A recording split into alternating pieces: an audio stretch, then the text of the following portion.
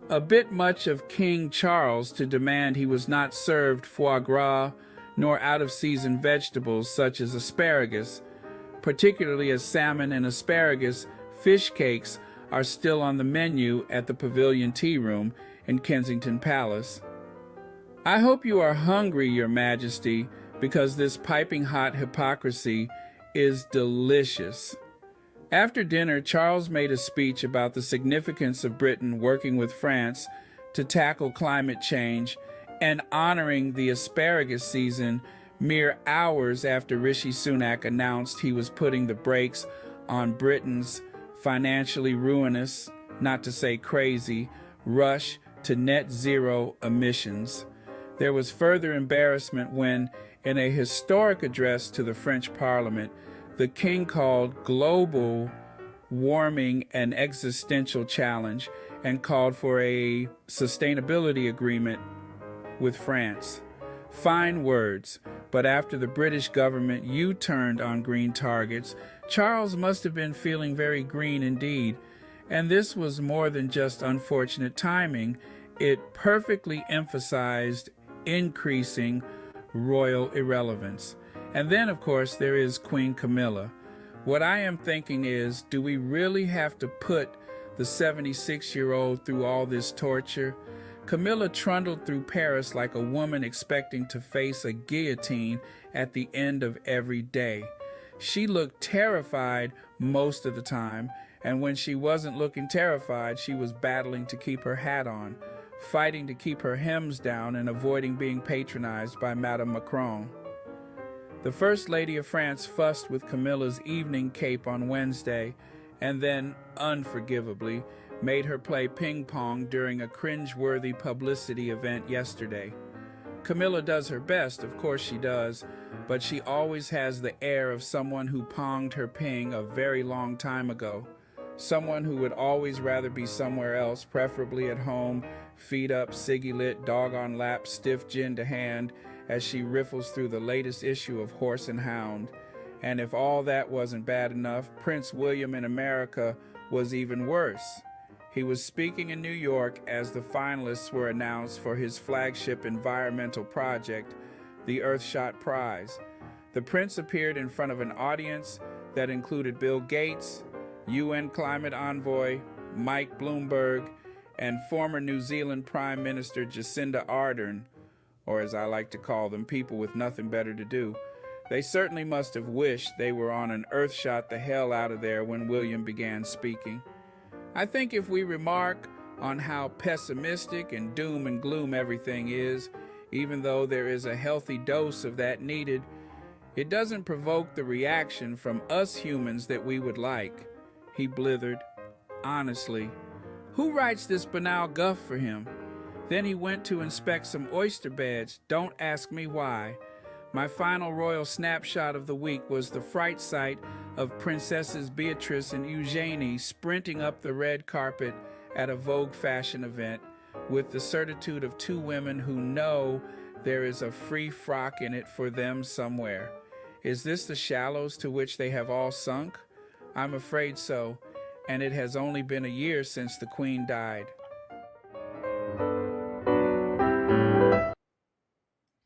Okay, so there you go. And you know I love that photo on the right side. So it's been a year since the Queen died, and two things. They barely ever mention the Queen, of course. And the other thing is, they're not okay, so the Queen wasn't available as much that last year or two, right? She had cut back a lot, which is amazing to consider how much more work how much more duties that she carried out, more so than her son is doing right now. And of course, Will and Kate. She was a very busy lady. But yet she still found time to go away for a couple of months every summer. So don't get me wrong, she wasn't exactly working down at a parking garage. But that being said, There is a huge hole in the diary for the royal family because of the Queen and because of Philip. The Queen understood not to take the role for granted. Charles, I think Charles is deeply affected by the fact that he gets booed a lot. And I think William and Kate are just lazy. And Camilla, she was never that active in the first place. Camilla is used to sitting around, gossiping, and pretty much having a day of leisure. And pretty much that's still the way her life is. It hasn't changed a whole lot. Let me see. Leg says, anyone see that they forced an audience for Baldy? Yeah, yeah, they did. Um, I would say that most of the events that happen, people are enticed, if you will, to show up. They manipulate the situation, just like I was saying about the firehouse. How in the world did they make it to that back room? I don't think as much as I've ever seen that firehouse since 9/11, I don't think I've ever seen anyone in that back room with cameras before. And that's probably why there weren't people smiling when they took that big group shot. But thank you so much, Lex, for the super chat. Let me see here. Uh, okay. Did I miss the super chat? Oh my goodness. Denise Dublin, thank you so much for the super chat. And thank you as always for watching Royal Sussex and happy Friday. Oh, yeah, it's still Friday for you too, I bet. Happy Friday. Yeah, I think that's Canadian, right? So happy Friday to you. Thank you very much. And thanks for being here. Let's see. Okay. And oh, that's a term I haven't heard in quite some time. Old buzzard, Cass. Old buzzard. I haven't heard that one in ages. That old buzzard. That old buzzard Camilla just wanted the perks of being queen. That old mayor don't care about doing actual work. Oh Lord, that old buzzard. I haven't heard that one in ages. Thank you for that. Oh, I'm surprised you didn't work old Biddy into that one or Battle Axe. Those are a couple of the other old ones. Old buzzard, old Battle Axe, old Mare. I think I've heard that one before. And old Biddy.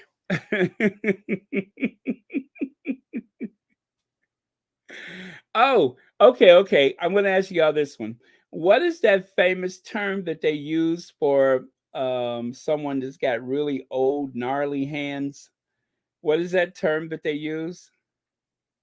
Anybody? When someone is old and their hands look real scary, what is that term that they use? Let me see who gets that one first.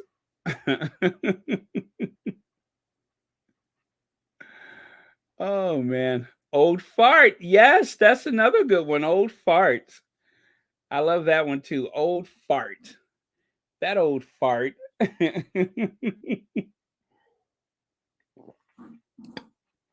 And of course, I'm always old.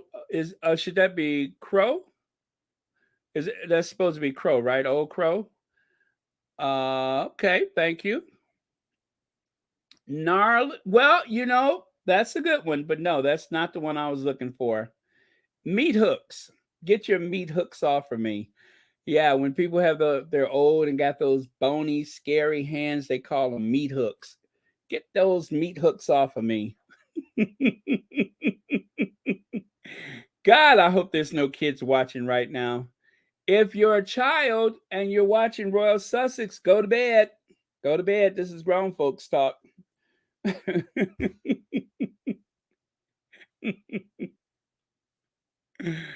Oh man. Okay. So let's take a little trip back. And you know what? You know what? I'm going to be very civil to Jan tonight. Notice I have not shared any photos of Jan. I'm going to be very civil because this was a very good article, and I do love the fact that she avoided mentioning our faves. That is the only reason why I'm talking about it, is because she did not mention our faves. That must have taken a lot of discipline, but she did not mention our faves. But let's look at some of the old headlines, shall we? Jan Moore, why does Meghan Markle need to be so huggy wuggy? Huggy wuggy, huggy wuggy. And look at the date. That is before the wedding. That was before the wedding. And then over there, oh, what breathtaking shamelessness. The person the queen most needs protection from is the smirking assassin, Prince Harry himself. Now, she's got a way with words. I don't like her going after our faves, but she's a good writer. Jan Moore. Meddling stars like Megan and AOC just aren't as influential as they like to think. Now, that article was pretty weak. That was very weak. That was just like they asked her last minute to write something and it shows. And then over there, Jan Moore. I know he's a charismatic gnome, but even as a Hollywood A-lister, devoted daredevil devilry, um, or should I say, what is it, devilry? Tom Cruise gives me the creeps. Now, that one she went way too far. Now, at his worst, Tom Cruise looks better than the average person his age. I'll just say that. At his worst, he's still a good-looking guy. He's aged very well. Whether or not he's had any intervention is anybody's guess. But Tom Cruise has always been a very handsome guy. Um, or as Millie Jackson say, he's short, but he can reach it. He's always been a very handsome guy, but he's short, but he can reach it. Um, you know what? Let's not quote Millie Jackson before they end up pulling the plug on me again. I better stop because once I start quoting Millie Jackson, I cannot stop. So I'm going to I am going to police myself and not mention Millie. Uh, nothing good comes of quoting Millie Jackson. Okay, so no more Millie. Yes, Joya Moore. That's why I'm being very, very polite tonight because it was a good article. And yeah, I'm just going to leave it there. It was a good article. I hope that she will take the time to verbally attack the rest of that family because I think they need that type of humbling. You know, I think the more that the press is hands off with them, the more sloppy and careless they have become. Oh, see, 1960 approved. 1960 approved. I know. And can you believe that she referred to him as a gnome, as in a garden gnome? Just in case you don't know, a gnome refers to the garden, those little garden characters that look like the seven dwarfs from a Disney movie. That is a gnome. Yeah, those personal things in his life and all that laughing and stuff he does, he kind of scares me. He always looks like he's about to whip out something and hit you with it. I don't know. So he does scare me a bit. I wouldn't well anyway. Let's go to the sexiest man alive, shall we? Now, William is supposedly bringing sexy back. I don't see it, but this is supposed to be a good look for him. Uh,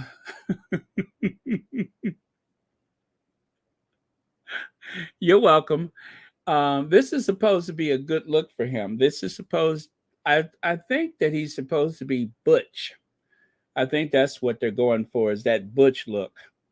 Um, Whatever the case may be, that is what's going on here. So he went into the deep end, literally. He went wading. I don't know, Rohini. Um, it, it, it. He can reach it. Uh,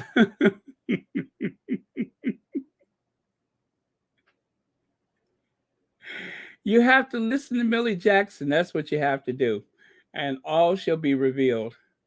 I love Millie Jackson.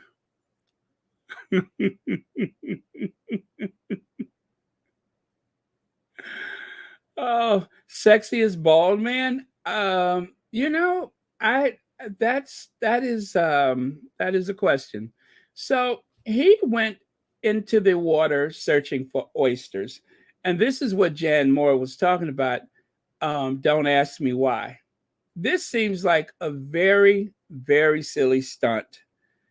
And if he would have tripped and taken a mouthful of that water, I tell you, they would be knocking on Harry's door right now. They would have been knocking on his door. Harry would be a regent before you know it. Well, then again, Charles could probably get another 20 years, probably, possibly. But anyway, so what you have here is performative art, performative, performative royal touring. There was very few people around. Maybe that's the way they wanted it. I don't know, but I don't know. This was a waste of everybody's time. Now, when I saw that, the only thing that I could think of was those Ocean Spray cranberry juice commercials. If that's what he was going for with the baseball cap, the waiters, and the gloves and everything, I would say success. If he was trying to pretend as though he was the Ocean Spray cranberry man, then success. Because that seems like a lot of trouble to go through just so that you can channel the Ocean Spray cranberry look. Did a good job. Maybe that's what he was going for. And speaking of looks, good luck conveying charming and approachable. Good luck trying to portray yourself as charming and approachable. I don't know if that is because of the insides or the outsides. You know what I'm saying? But he pulls a face like nobody else can. This is why having a hereditary monarchy is a bad idea. They should choose amongst the children to see who is most ideally suited for the task. Because this guy right here he's scary. He scares me. He literally scares me. I would be terrified, especially knowing that no matter what happens, he's not likely to ever go to jail. Could you imagine some teenager pinning that up in their bedroom? I couldn't. Maybe in a nursing home. Perhaps in a nursing home, someone would pin that on the wall. Maybe they'll use some polydent to put it on the wall. Yes, Rosemary, we're getting close. I'm watching. We're getting close. Just 8 subscribers away. Thank you so much for watching that, by the way. Just 7 subscribers away.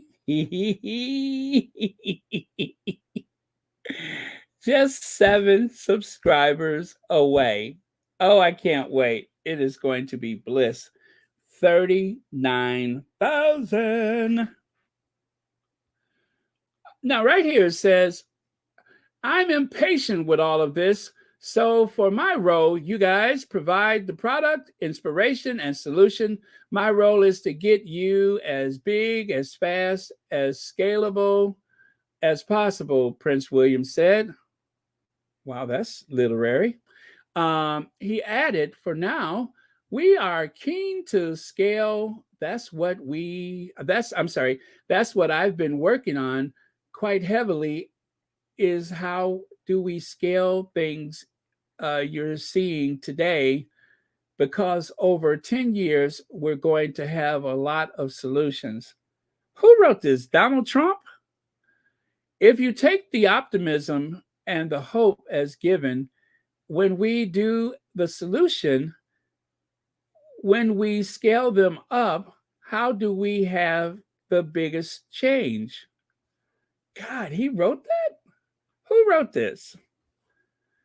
Let me see. He told the audience, if I can reach more investors and people see this isn't a philanthropic thing, we're not doing this to be more philanthropic.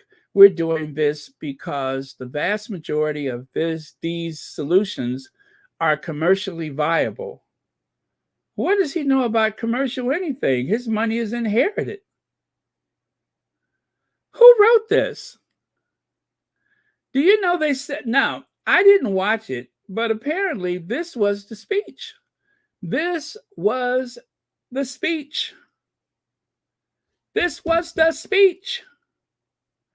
He flew, what, 2,500, 3, whatever. He flew all those miles to make a big announcement and to give 4 sentences. Is there any wonder why he wasn't invited to speak at the United Nations? They're not going to listen to him until they have to.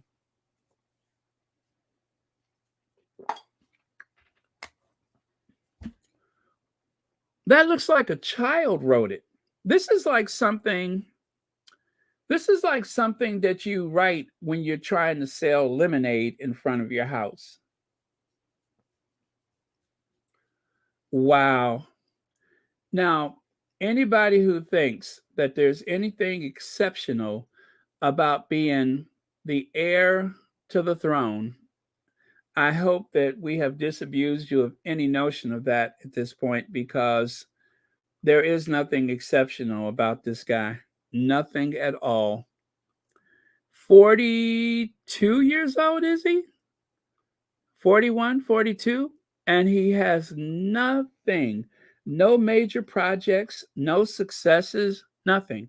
He has a series of announcements about what he proposes to do, and then it just drops off the cliff right there. Everything he ever brings up is like Thelma and Louise. You drive really fast, you get to the edge, but you don't hit the brakes.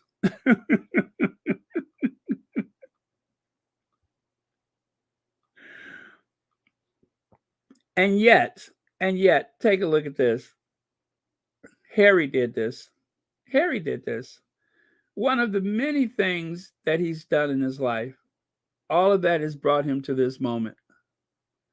This is epic. And they downplayed it in the tabloid press out of fear of making the other two look really bad. Wow. Wow. That's all I can say is just wow.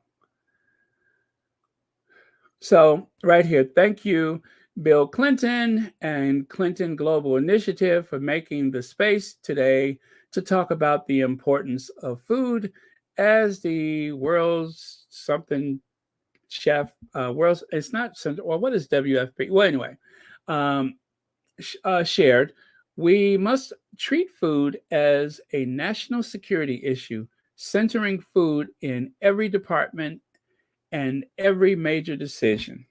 Here, here, absolutely.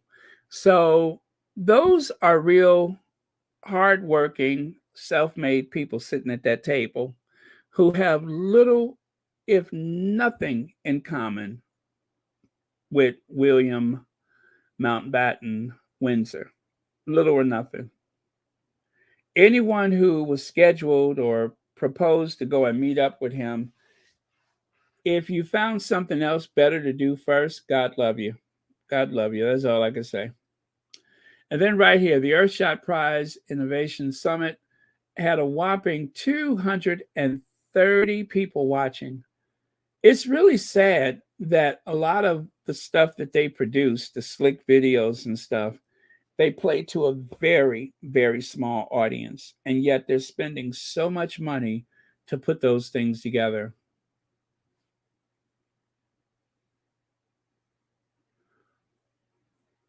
Let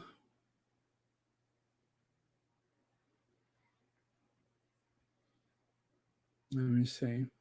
Did I miss something? What's happening?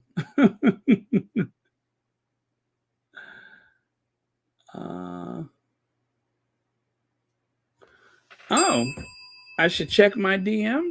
Let me see. Oh my goodness. Where did that come from? Huh. Okay. Let me see. Kevin Costner charity? Okay, I will share this. I will share this. Is this the only photo? I will share it. Looks like the Sussexes attended a charity. So let me get over to you all so you can see it yourselves. And in the meantime, I'm going to take a look through and see if I can find some others.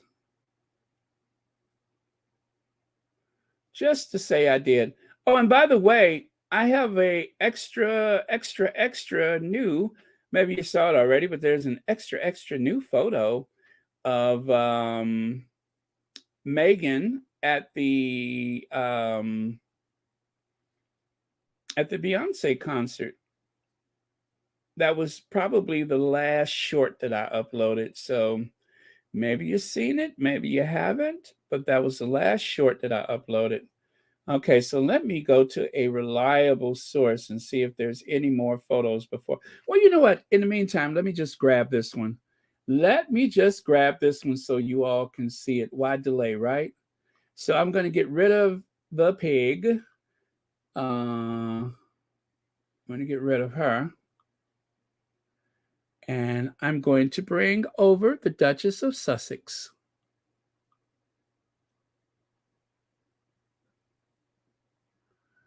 Oh, this is exciting. I haven't been this excited since Oprah's farewell season. Plus, I am just 4 subscribers away from 39,000. Just 4 subscribers away from 39,000.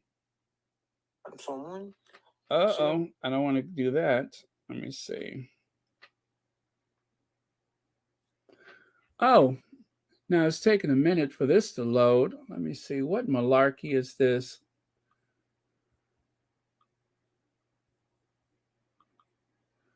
Okay, incoming, you guys. Incoming. Ah, look at that. Look at that. Now, is this really new? I believe it is. And that's a Kevin Costner charity? How exciting. I know I've never seen that outfit before. I'm sure I've never seen that outfit before. But whatever it is, you know it's about to sell out. It is about to sell out.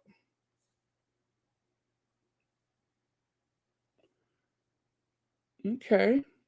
Oh, I see some. Oh, I see some more, you guys. I see some more. I'm gonna share them. I see some more of them right here. Oh, okay. Okay. That's what's up.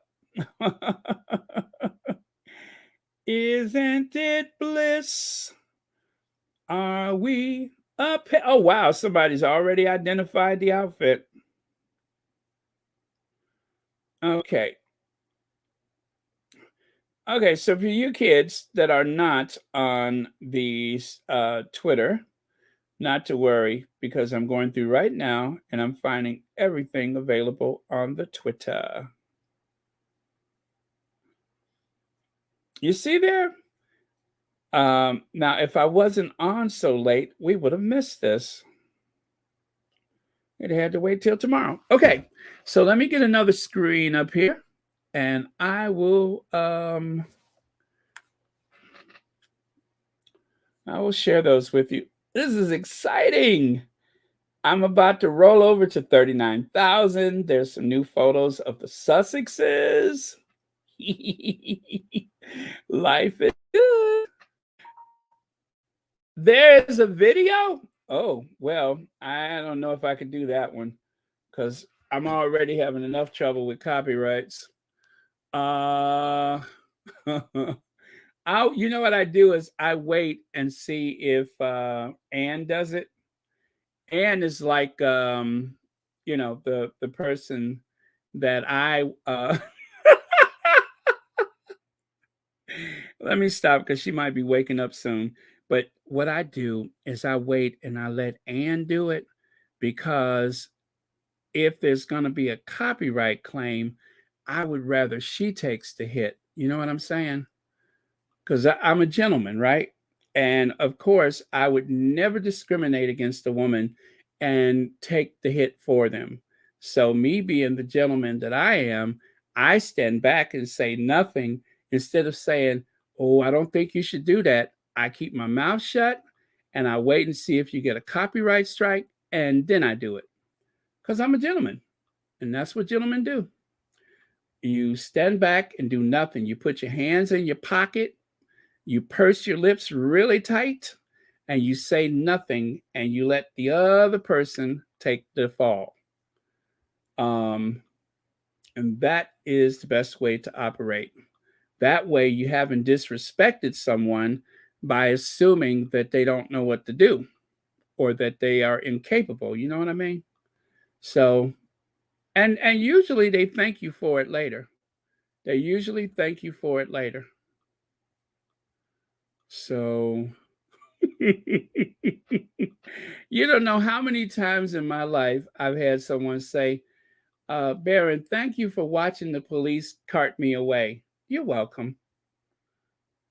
Okay, let me see if I can bring up the other photos right now. Now, I may have to open up another window like I've done before because sometimes this doesn't work like I want it to. But let me see, slides. Because I respect people, you know. And that shows maturity and respect. That you literally sit back and let the other person take the fall. Okay. Yep, that didn't work. Okay. Okay, let me do this and I will get those up. I want to see the video now. At a Kevin Costner fundraiser. How about that, y'all? How about that? Well, I tell you, I wasn't expecting to see the Sussexes for a while. I wasn't expecting to see them for a while. I thought they'd be at home resting and, you know.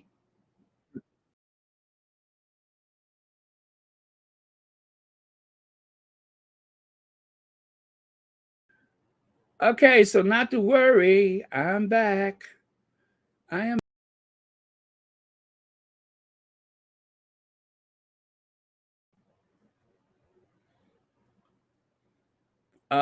Let me see. Let me check. I hope y'all can hear me.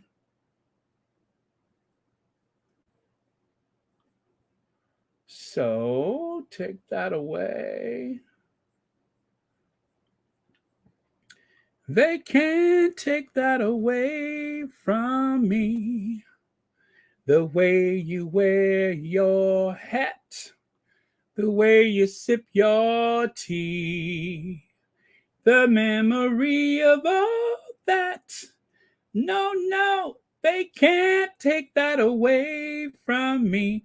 No, they can't take that away from me. They just can't take that away from me. Okay, here we go. So I am going to move my face out the way. And there you go. So that is the Sussexes at this fundraiser. And let me see. So Prince Harry and Meghan Markle joined Kevin Costner on stage at his $26 million polo field for the Hollywood Stars 1805 Live event to raise money for local first responders. The Duke and Duchess were spotted backstage soon after arriving, chatting with Kevin and the VIP guests, mainly senior figures from local police and firefighting services. They were introduced on stage as special guests, and Meghan presented Kevin with an honorary award, making their way afterwards to the VIP area. They were stopped by Katy Perry. Oh, it's her mom, never mind. Katy Perry's mom and dad, and posed for a selfie. Later, Harry was spotted dancing. Come on, Harry. While Meghan chatted to other attendees, the couple also did a mini royal style walkabout, happily chatting to a well heeled guest. All right. Come on. Come on. And you mean to tell me you all seen the video already? Wow. Well, you know what? See, what happens with those videos, I'm going to tell you what happened, is that sometimes TMZ or even Daily Fail, some of the agencies buy them, and then we can't use them because once they're purchased, then they become copyrighted. And so I learned that when I had that photo of the girl who was running and her shoe come out the foot and she ran back and got her shoe and won the race. Well, I learned from that particular situation that sometimes there is a copyright that may come in after the fact. So I do realize that I missed a super chatter too. So let me go back and see what I missed. Let's see. So Leg said there's a video. Thank you for the super chat. And Nathalando Niandeni, thank you so much for the super sticker. And thank you for being a member of Royal Sussex. Now, 38,999. 38,999.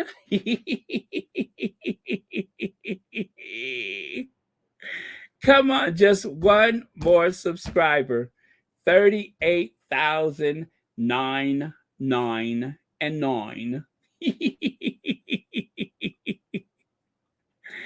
I'm sitting here, I'm like all primed to do that screenshot. I have screenshotted took a screenshot, if that's a word. Okay. I have screenshotted every time it goes over 1,000. Although there's a couple that I missed the zeros, but what? It just went back one. How is that possible?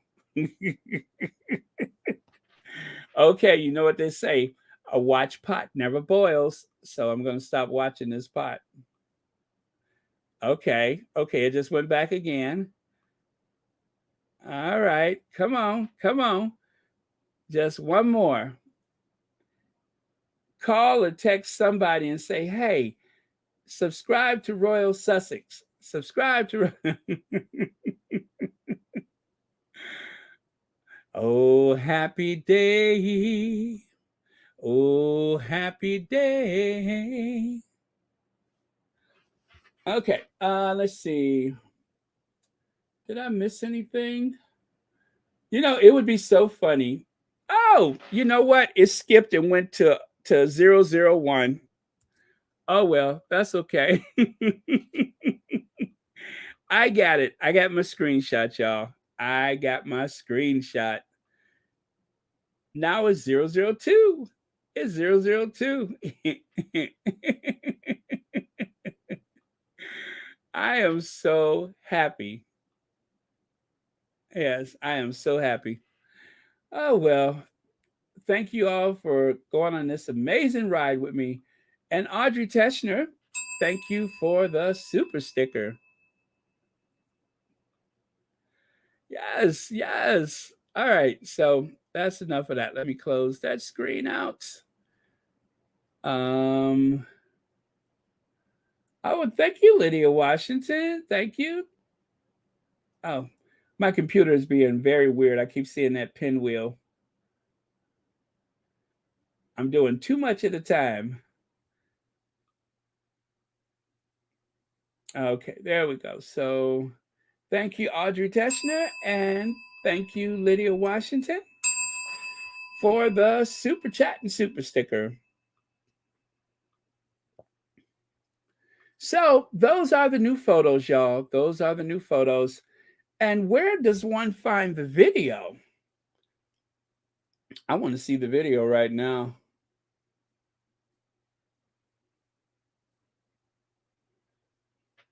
I'm sure someone has posted it. This is a really nice surprise on a Friday night. Now, see, everything would go really well because of them being in a different time zone. You know what I mean? With them being in a different time zone. Is this the video? No, it's not the video. And oh, there's another photo. There's another photo, y'all. There's another photo. Oh, ooh, and another one. Okay, okay, I got a couple more photos for you.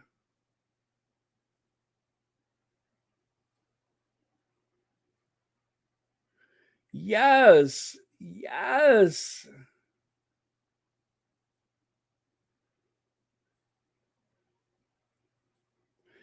I don't know if you can hear me, but Duchess of Success, can you hurry up and post that video?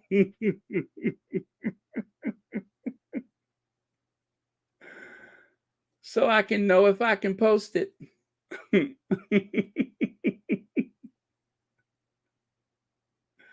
Oh, I see the video. I see the video. I see the video.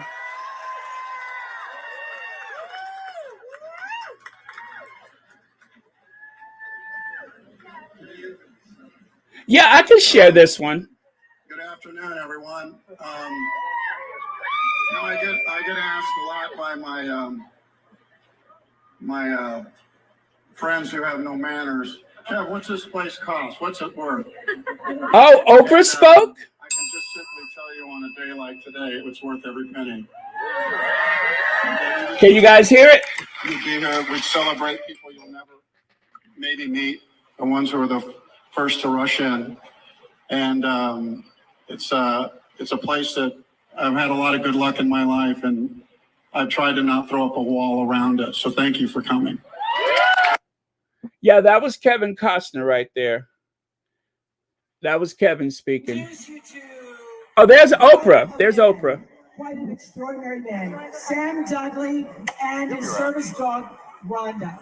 Now, Sam, in addition to all the extraordinary things that 1805 does, they have a counseling service where they have counseled over 700 responders. And this year alone, prevented 24 suicides. Okay. Here's what I'll do. I will share those later. I will upload those to the to the shorts. Okay. Now, thank you, Black Queen. Wow. All right, so we did that. And oh, let me get back over here. I'm through with Baldy. So, to make a long story short, Harry is changing the world, especially where soldiers and veterans are concerned.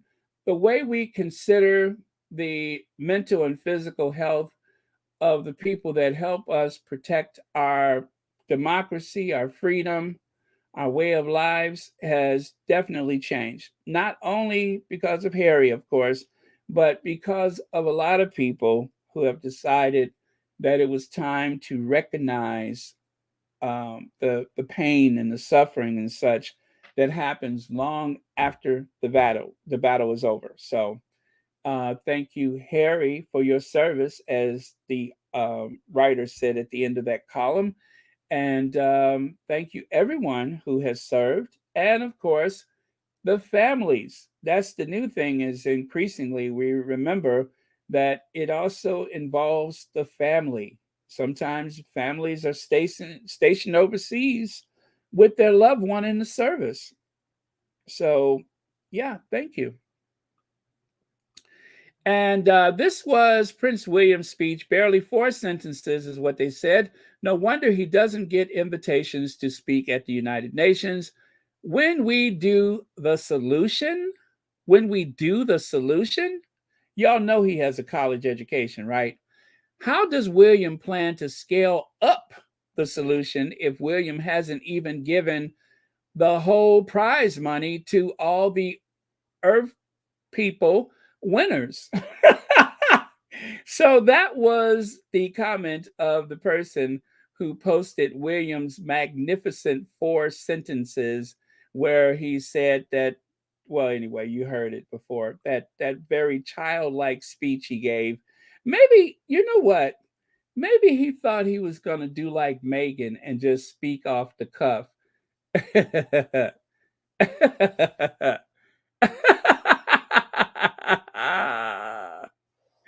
Maybe that's what it was. Maybe William thought that because of his superior breeding and intellect, that he was going to just speak off the cuff like Megan. I mean, after all, I'm blue blooded, I'm a royal, I'm the next king. If anyone can speak off the cuff, surely I can with all of my superior breeding and know how. Well, I think we just got our answer right. Right. So,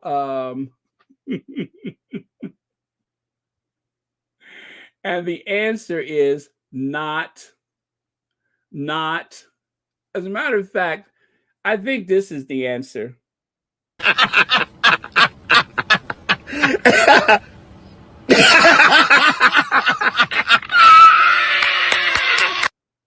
Yeah, I think that was it right there. The answer is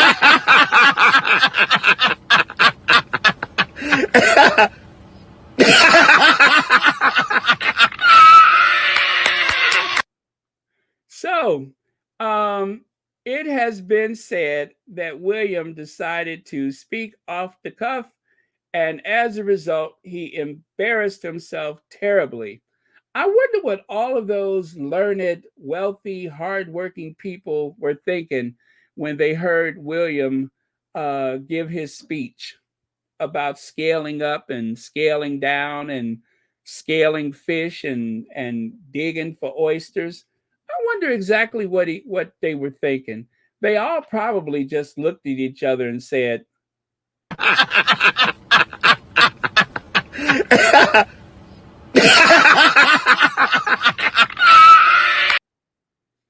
that is probably the reaction that they had when they heard William give his speech. So, okay, so as Jan Moore says, it's not Kate and William's fault, but this tour has left me dying of embarrassment.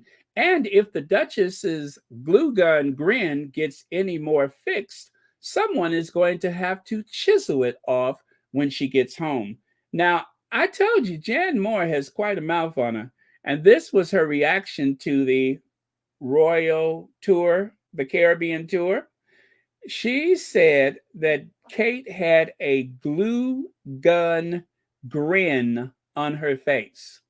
Now, when I first heard that, I said maybe she's exaggerating. I don't think, I mean, after all, yes, she does grin kind of hard. And then yeah, she does. She has a she has a glue gun grin on her face. So it's true. It is very true. So, and of course, this was the article that went along with that headline. Let's face it, William and Kate's Jamaican tour is a disaster. If this is the shape of things to come, one can only fear for the future of the monarchy itself. You can see the chronicle of its death foretold in every movement from Trench Town bongo bashing to emeralds and apologies at the governor's dinner in Kingston. The speeches are squirming and dutiful. Set pieces are a cringe, and optics are bad. White upper privilege royalty gamely watching the local caper about the entertain them, later shaking the hands of Jamaicans corralled behind wire fencing. It's all so last century and also over. From 4,000 miles away, I am dying of embarrassment for myself, for my country, for the Cambridges. Since the Queen and Philip made the same trip in 1953, and ever since their last visit in 2002, everything has changed. The world is a different place. While the history itself is going through a boil wash of revisionism, one that finds the royals on the wrong side of the divide, down there at the bottom of the basket among the dirty laundry of colonialism and the stains of the past. Hot dog it, I'm telling you, Jan Moore is one hell of a writer. That was almost poetic. She's a hell of a writer. And if she would keep Harry and Meghan's names out of her mouth, I would rather fancy reading more of her articles. So this is what she had to say about the Caribbean tour.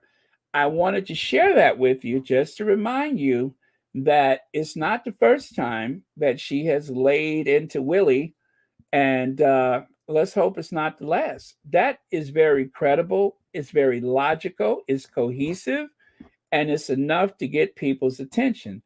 The bashing of Harry and Meghan is over. It's done. The people are sick of it. Do you hear me? Sick. They're sick of it. So, as you can see, rinse and repeat. They're doing the same thing that Elizabeth and Philip did. And at the bottom, that's another thing that the king and the queen, the queen and Philip did when they went through the Oceania tour. Enough is enough. They need to stop this before the entire monarchy is cast into the dustbin of history. See, I could write too.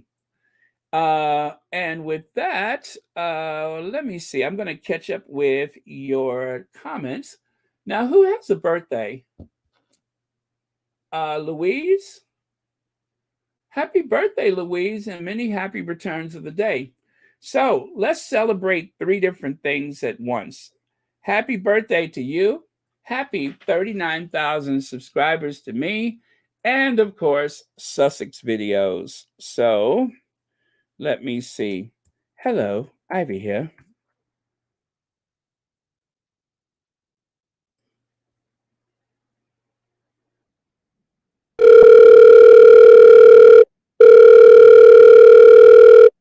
Hello, Ivy here. Hello, Ivy. Today is Lilibet Diana Mountbatten-Windsor's birthday. Meet me at the Royal Sussex party. Church Nellie's gonna be there. All right, Ivy out.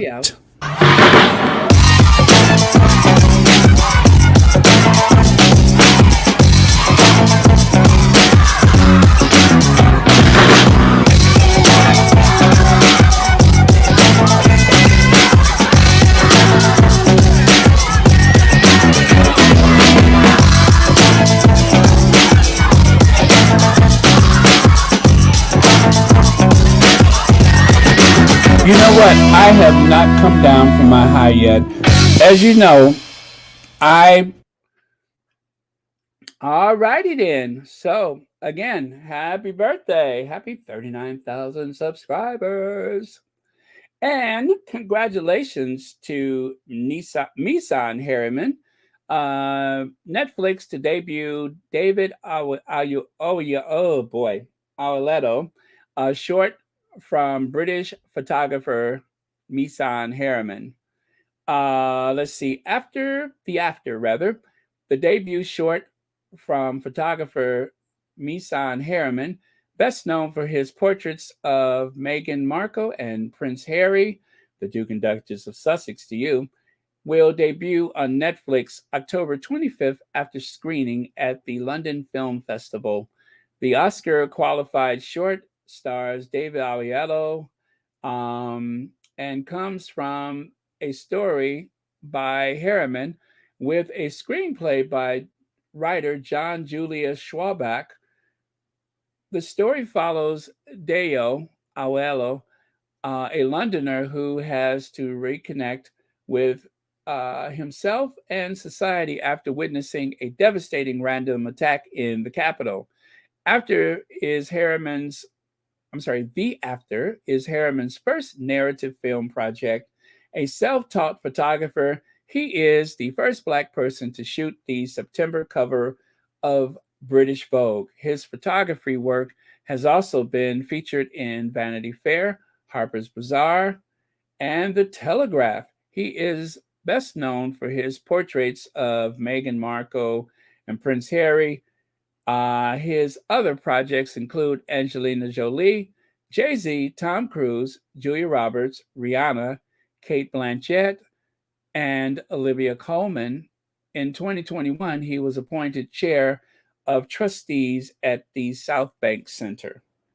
Here, here, congratulations to Misan. And there is David Aiello right there. That is the poster for his short. This is a stunning image that I found, I believe, from that very same short that is coming. And of course, and that is a short movie, not short like on YouTube. Here's another stunning image from Misan.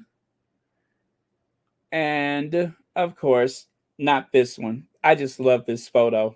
That's why I showed that one. Oh, thank you, Duchess of Success, and top of the morning to you. Now, there's some shorts that I need you to upload, um, and some videos I need you to share, so I'll know if it's okay for me to share it. Well, take a look here, Major Johnny Thompson. Now you can take home Major Thompson. Now you can get a chance, where's Church Nelly, to see what's up under that kilt. Yes, there is a Major Johnny Thompson tote bag. Yes, check that out. Now, if you don't recognize Johnny Thompson, or if you do recognize him, it's probably because of his proximity to the Sussexes at the Jubilee prayer service. Remember when I kept saying, who is that guy and why is he staring at Harry and Meghan? They're not into nothing weird. Please stop. Well, that's the guy right there. And he's an equerry, if I'm saying the name right, who is like the body man for the king or the queen. They are the ones that follow them everywhere they go. And of course, they will accompany the monarch on those occasions, even when their spouses aren't with them. They are always there. He served the late queen, and now he's serving Charles III. You may remember he was the one who ran over to grab that tray of pens when Charles had his meltdown, when he grimaced, when he bristled. And an oldie but goodie, and actually I've never seen it before. Someone posted this from the Sussex Squad. Stumbled on this pic of young Harry, Prince Harry rather, with a baby. His face is hilarious, but look at the woman. They look like, I'm sorry, the women. They look like they would snatch him and run off if they could. And yes, they are kind of smitten with him, aren't they?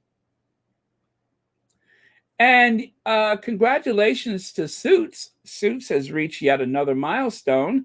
Suits is the most watched series over the past 10 weeks, drawing over 30 billion minutes of views. So congratulations to Suits. The record setting is continuing. So as William would say, if they're going to scale it up and scale it down, they're going to scale it sideways, and they'll probably scale it, as William said in that very short and not poignant speech at all. They're going to scale it up. They're going to keep scaling it up. And this right here, of course, is one of those things we've been talking about for the past couple of weeks. For decades, I researched, written about, and satirized racism in Britain. Yet even I'm still shocked at the extent of racism laundering at the Daily Mail. Dominique Samuels, the sister who sat by the door, deserves some credit for as a whistleblower. Never ever will Daily Mail culture something, something, something. So I believe the one that's in the circle, in the gold circle there, that is Dominique Samuels, the one who blew the whistle about, I'm not even sure what to call this type of writing, but they have, I believe it is alleged, it is assumed that those white men up there at the top, two of which are in their 60s, even though they look much older, those white men up at their top there were the ones penning the articles supposedly coming from the people of color. Even though they didn't write it, they took a payment, allegedly, and allowed the use of their name and in some cases even their image so that the article would strike the right note, not only with black readers, but with white readers who needed to be assured that what they're thinking is not racist. And I think that's the whole point. The target for those articles are not black people or people of color. It is for people of color that are racism sympathizers, and it's for the people who aren't sure if they're racist and don't want to believe they're racist, but yet they shake their heads, they nod their heads every time they hear something like lock her up or send them back or build that wall or Brexit. You know, they don't want to think that it has to do with skin color, but if your only problem with immigration is the color of the immigrant, you're probably racist. I have it on good authority that you're racist. And I have a soundbite from this young man who I absolutely adore. His name is Owen Jones. You've probably seen him, maybe not. But Owen Jones is very, very smart. And someone asked him, is he going to miss Rupert Murdoch? And he said,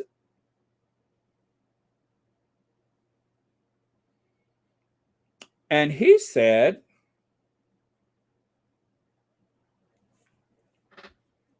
do you think Rupert Murdoch's going to be remembered?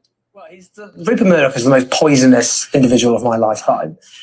20 years ago, just as an example, on the road to war in Iraq, Rupert Murdoch owns 175 newspapers all around the world, and all 175 newspapers backed the Iraq war. They softened up public opinion for what was a calamity which took the lives of hundreds of thousands of people and unleashed terrible blood and chaos. And why do I mention that? Because it shows that the idea that we have this free press with all these newspaper outlets and media outlets around full of rigorous journalism, coincidentally, all backed this catastrophic war.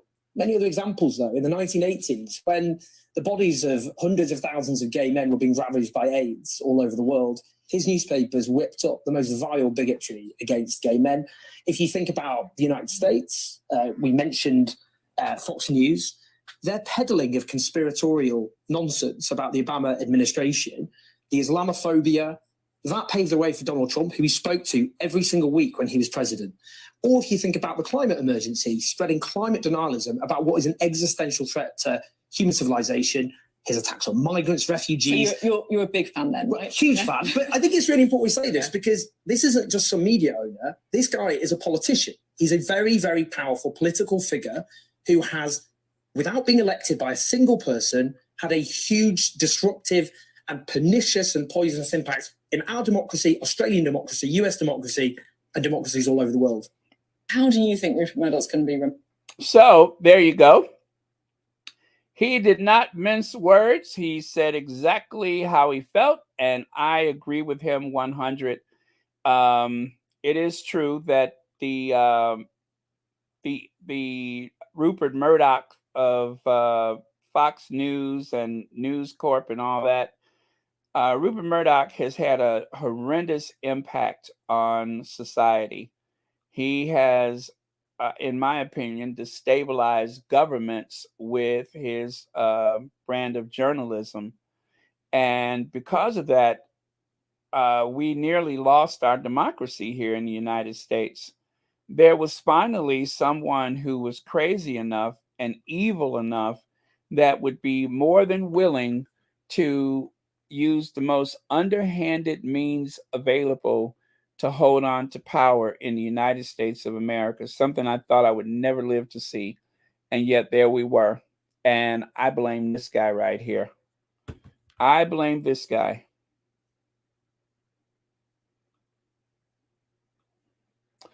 Joe Biden. It says right there, Biden-Harris wins this week. Launched the American Climate Corps, that is, and establishing an Office of Gun Violence Prevention, approved another $37 million in student loan cancellations, announced free at-home pandemic test, moving to restore the benefits of LGBTQ veterans, announced the Partnership for Workers' Rights. So, where there's life, there's hope. It's not over till it's over. And again, I want to say I am so impressed with that young man right there. In my heart, I adopted him the day his mother died tragically and mysteriously in that tunnel in Paris. In my heart, I adopted him. And that continues. That custodial obligation continues. And I'm sure I speak for everyone when I say that is an extension of our families. Anyone who ever loved Princess Diana definitely has a warm place for Prince Harry. And with that, you guys, I am done. Thank you all very much. Thank you for your super chats and super stickers. Thank you for your likes and shares and subscriptions. Also, don't forget there is a condolence card on the community tab. YM Droid's mom passed away yesterday. And if you want to leave any thoughts or prayers or kind words, please go to the community tab. And what else? Anyway, I got to go, y'all, because I want to go and see that video from the Kevin Costner party. Love you guys. I will see you next time. Let's cue the Ginger Adventure, and I am out of here. Go, Ginge. Go, Ginge. It's your birthday. Go, Ginge.